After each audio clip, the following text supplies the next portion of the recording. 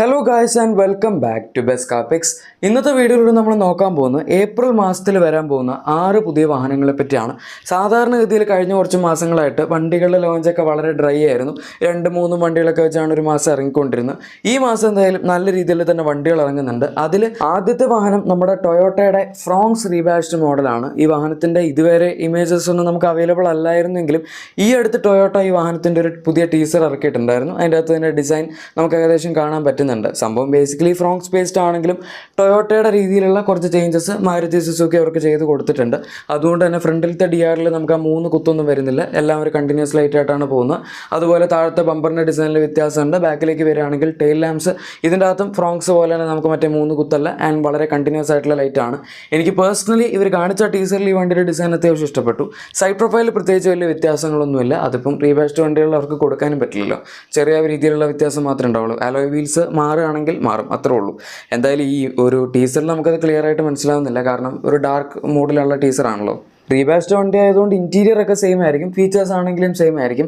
പിന്നെ എന്തെങ്കിലുമൊക്കെ കളർ കോമ്പിനേഷനിൽ ഒരു വ്യത്യാസം വരുത്തിയാലേ ഉള്ളൂ. ഇപ്പോൾ ബലേനോയിൽ നമുക്ക് ബ്ലൂ ആൻഡ് ബ്ലാക്ക് ആണെങ്കിൽ ഗ്ലാൻസിലേക്ക് വരുമ്പോഴേക്കും നമുക്ക് ഒരു കൈൻഡ് ഓഫ് വൈറ്റ് ആൻഡ് ബ്ലാക്കിൻ്റെ കോമ്പിനേഷനാണല്ലോ കിട്ടുന്നത്. അതുപോലെ തന്നെ ഫ്രോങ്സിൽ നമുക്ക് ബ്രൗൺ ആൻഡ് ബ്ലാക്കിൻ്റെ കോമ്പിനേഷനാണുള്ളത്. ഇനിയിപ്പോൾ ഈ വാഹനത്തിലേക്ക് വരുമ്പോഴേക്കും എന്തായിരിക്കും എന്നുള്ളത് നമുക്ക് കണ്ടറിയാം. അതിപ്പോൾ ഈ വണ്ടിയുടെ ലോഞ്ചിന് ശേഷം തന്നെയല്ലേ പറയാൻ പറ്റുള്ളൂ.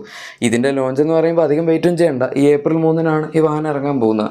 എന്ന് വെച്ചാൽ ഞാൻ ഈ വീഡിയോ ഏപ്രിൽ 2-നായിരിക്കും ഇടുന്നത്. അപ്പോൾ എന്തായാലും അടുത്ത ദിവസം ഈ വണ്ടി ലോഞ്ച് ആകും. പിന്നെ എഞ്ചിൻ ഓപ്ഷൻസ് ഒക്കെ സെയിം തന്നെയായിരിക്കും. നമുക്ക് ഫ്രോങ്സിൽ 1.2 NA പെട്രോൾ ഉണ്ട്, അതുപോലെ 1 ലിറ്റർ ടർബോ ഉണ്ട്. ഇതിനകത്ത് എന്തോരം വേരിയൻസ് ടൊയോട്ട എടുത്ത് റീബാഡ് ചെയ്യുന്നു എന്നുള്ളത് നമ്മൾ ഇനിയും കണ്ടറിയേണ്ട ഒരു സംഭവം തന്നെയാണ്. അടുത്ത വാഹനം സ്കോഡയുടെ സൂപ്പർബാണ്. ഈ സൂപ്പർബ് എങ്ങനെ തിരിച്ചു വരുന്നു എന്നുള്ളത് നിങ്ങൾ ആലോചിക്കുകയാണെങ്കിൽ സംഭവം ശരിയാണ്. സ്കോഡ സൂപ്പർബിൻ്റെ പഴയ ജനറേഷൻ എന്ന് വെച്ചാൽ 3rd ജനറേഷൻ മോഡലാണ് അവർ പിന്നെയും ഇന്ത്യയിൽ ഇനി ഇറക്കാൻ പോകുന്നത്. ഇതും ഏപ്രിൽ 3-ന് തന്നെയാണ് വരും എന്ന് പറഞ്ഞിരിക്കുന്നത്. ശരിക്കും കുറച്ച് മോശമായി പോയി, കാരണം 4th ജനറേഷൻ മോഡൽ അവർ കഴിഞ്ഞ വർഷം അൺവെയിൽ ചെയ്തതാണ് പല മാർക്കറ്റുകളിലും, ചില സ്ഥലത്തൊക്കെ ലോഞ്ചും ചെയ്തിട്ടുണ്ടായിരുന്നു.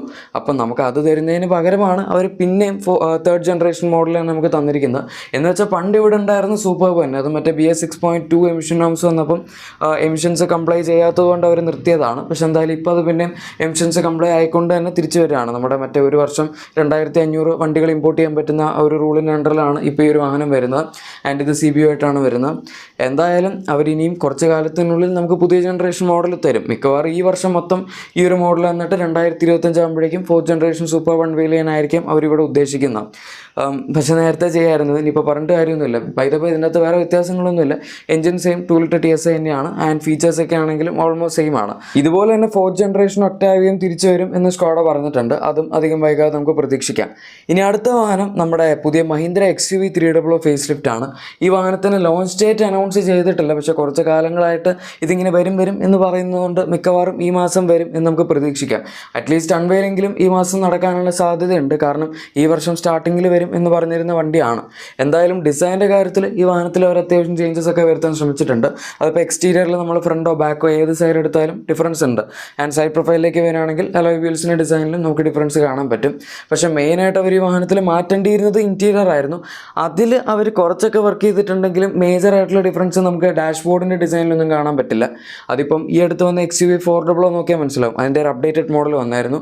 അതിലൊരു 10.25 ഇഞ്ചസിൻ്റെ ഇൻഫോടൈൻ സിസ്റ്റവും 10.25 ഇഞ്ചസിൻ്റെ ക്ലസ്റ്ററും അങ്ങനെയൊക്കെ കൊടുത്തിട്ടുണ്ടായിരുന്നു. പക്ഷെ എന്നാലും അതിൻ്റെ ഡാഷ്ബോർഡ് ലേഔട്ട് കാണുമ്പം ഇപ്പോഴും ഒരിത്തിരി പഴയതായ പോലെ തോന്നും. എന്തായാലും ബാക്കി സെൻറ്റർ കൺസോൾ അവർ മാറ്റിയതുകൊണ്ട് കുറച്ചെങ്കിലും ഇമ്പ്രൂവ്മെൻറ്റ് വന്നിട്ടുണ്ട് എന്ന് പറയാം. അതിപ്പോൾ ഈ വണ്ടിയുടെ കേസിൽ നമുക്കത് കാണാൻ പറ്റും. പിന്നെ ഇഷ്ടംപോലെ ഫീച്ചേഴ്സും അവർ ഈ ഒരു വാഹനത്തിൽ ആഡ് ചെയ്യുന്നതായിട്ട് പറയുന്നുണ്ട്. ഓൾറെഡി നമുക്കറിയാം XUV 700 ഒക്കെ അത്യാവശ്യം നല്ല രീതിയിൽ ഫീച്ചർ ലോഡറാണ്. അപ്പോൾ പിന്നെ ഈ വാഹനം വരുമ്പം അതിൻ്റെ കാര്യം പറയാനില്ലല്ലോ.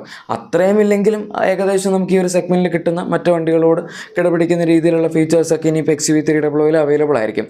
ഒന്നാമത് ഈ സെഗ്മെൻറ്റിലുള്ള മറ്റു വണ്ടികൾ ഇപ്പോൾ ഭയങ്കരമായിട്ട് ലോഡറായി ഫീച്ചേഴ്സിൻ്റെ കാര്യത്തിൽ. ഈ വണ്ടി ഇത്രയും കാലമായിട്ട് അവർ ഫേസ് ലിഫ്റ്റ് ഒന്നും കൊടുക്കാതിരുന്നുകൊണ്ട് കുറച്ച് പഴഞ്ചനായിരിക്കുമായിരുന്നു. എന്തായാലും ഇനിയിപ്പോൾ അതിലൊരു വ്യത്യാസം പ്രതീക്ഷിക്കാം. ഇലക്ട്രോണിക് പാർക്കിംഗ് ബ്രേക്ക് ഒക്കെ വെച്ച് ഈ വാഹനം ഇതിനു മുമ്പ് ടെസ്റ്റിങ്ങിലൊക്കെ കണ്ടിട്ടുണ്ട്. അതൊക്കെ വരികയാണെങ്കിൽ സെഗ്മെൻറ്റിൽ one of the best feature ആയനെ. ഇനി അടുത്തത് ഫോഴ്സ് ഗൂർഖ 5 ഡോർ ആണ്. ഇത് ഈ മാസം ലോഞ്ച് ചെയ്യും എന്നുള്ള കാര്യത്തിൽ ഞാൻ ഒരു ഉറപ്പും തരുന്നില്ല, കാരണം കഴിഞ്ഞ 2-3 വർഷമായിട്ട് അവർ ഈ വണ്ടി റോട്ടിലിട്ട് ടെസ്റ്റ് ചെയ്തുകൊണ്ടിരിക്കുന്നതാണ്.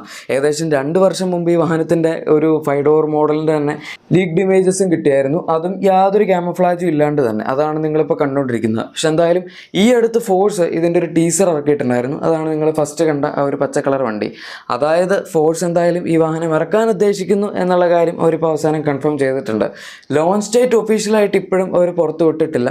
പക്ഷേ അറ്റ്ലീസ്റ്റ് ഈ മാസം ഈ വാഹനത്തിൻ്റെ ഒരു ഡീറ്റെയിൽഡ് അൺവെയിലെങ്കിലും പ്രതീക്ഷിക്കാം എന്നാണ് ഞാൻ വിചാരിക്കുന്നത്. സംഭവം വേറൊന്നുമല്ല, നമ്മുടെ 3 ഡോർ ഗൂർഖയുടെ തന്നെ കുറച്ചുകൂടെ എക്സ്റ്റെൻഡ് ചെയ്തിട്ടുള്ള ഒരു ലോങ് വീൽ ബേസ് 5 ഡോർ വേർഷനാണ്. 5 പേർക്ക് സുഖമായിട്ടിരിക്കാം. മറ്റേൻ്റെ അകത്ത് 4 പേർക്ക് സുഖമായിട്ടിരിക്കാൻ പറ്റുമായിരുന്നു 3 ഡോറിൽ. പക്ഷേ ബാക്കിൽ ഡോറില്ലല്ലോ. അതായത് റിയർ പാസഞ്ചേഴ്സിന് കയറാൻ നമുക്ക് സെക്കൻഡ് റോയിൽ അവിടെ ഡോർ അവൈലബിൾ അല്ല.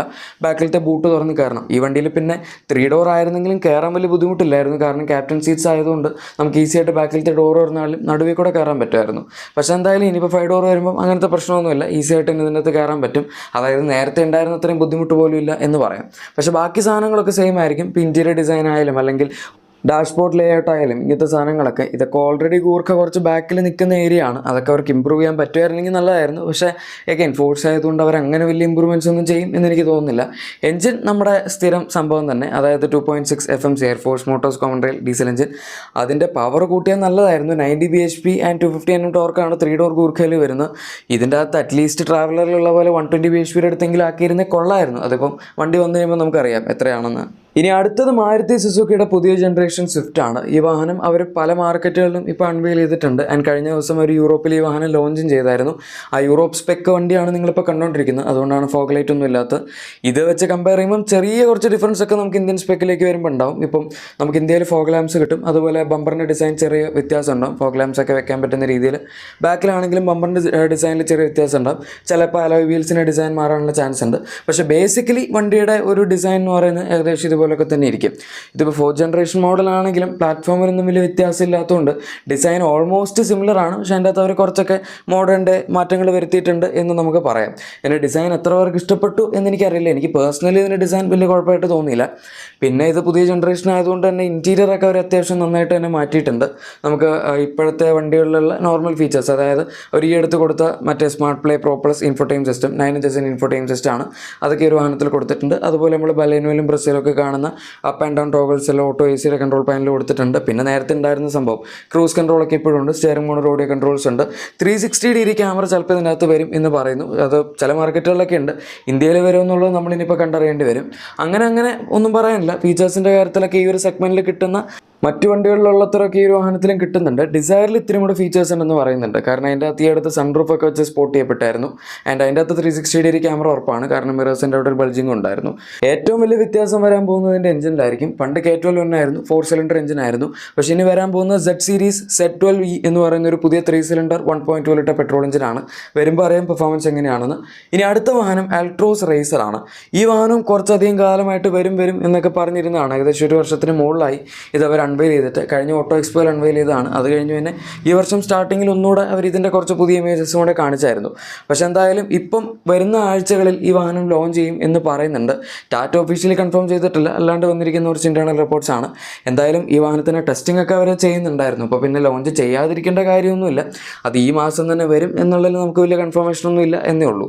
ഇനി ഡിസൈൻ്റെ കാര്യത്തിലൊക്കെ എടുക്കുകയാണെങ്കിൽ കുറച്ച് സ്പോർട്ടി എലമെൻറ്റ്സ് കൊടുത്തിട്ടുള്ള ഒരു അൾട്രോസ് ആണ് ആൾട്രോസ് റേസർ എന്ന് പറയുന്നത്. പക്ഷേ അത് മാത്രമല്ല, ഇതിനകത്ത് കുറച്ച് പുതിയ ഫീച്ചേഴ്സും ഉണ്ട്. അകത്തേക്ക് വരികയാണെങ്കിൽ നമുക്ക് പുതിയ 10.25 ഇഞ്ച് ഇൻഫോടൈം സിസ്റ്റം ഉണ്ട്, പുതിയ ഇൻസ്ട്രുമെൻ്റ് ലിസ്റ്റ് ഉണ്ട്. അതുപോലെ ഇതിലേക്ക് വരുമ്പോഴേക്കും ഫ്രണ്ടിൽ വെന്റിലേറ്റഡ് സീറ്റ്സ് ഒക്കെ ആഡ് ആവും എന്ന് പറയുന്നുണ്ട്. ആൻഡ് ഇലക്ട്രിക് സൺറൂഫ് ഉണ്ടാവും. അങ്ങനെ സംഭവങ്ങളൊക്കെ ഉണ്ടാവും. പിന്നെ എഞ്ചിൻ ആണെങ്കിലും നെക്സോണിൽ വരുന്ന സെയിം ട്യൂണിങ്ങിലുള്ള 1.2 ലിറ്റർ വെറ്ററൻ പെട്രോൾ എഞ്ചിൻ ആയിരിക്കും. എന്ന് വെച്ചാൽ സംഭവം 3 സിലിണ്ടറൊക്കെയാണ്. എന്നാലും ടർബോ ചാർജ് ആയതുകൊണ്ട് തന്നെ 120 PS പവറും 170 Nm ടോർക്കും ഉണ്ടാവും. അൾട്രോസ് ഐ ടർബോയിൽ ഇതിലും കുറവാണ്. അതിൽ 110 PS പവറും 140 Nm അടുത്ത് ടോർക്കും ഒക്കെ ഉള്ളൂ.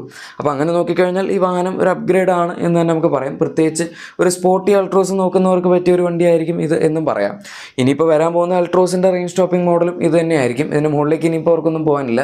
ഗൈസ്, അപ്പോൾ ഇതാണ് ഈ മാസം വരാൻ പോകുന്ന പുതിയ വണ്ടികളുടെ വീഡിയോ. ഇഷ്ടപ്പെട്ടെങ്കിൽ ലൈക്കും സബ്സ്ക്രൈബും ഷെയറും ഒക്കെ ചെയ്തേക്കുക. നമുക്ക് മറ്റൊരു വീഡിയോയിൽ കാണാം. Thank you for watching my video and good bye.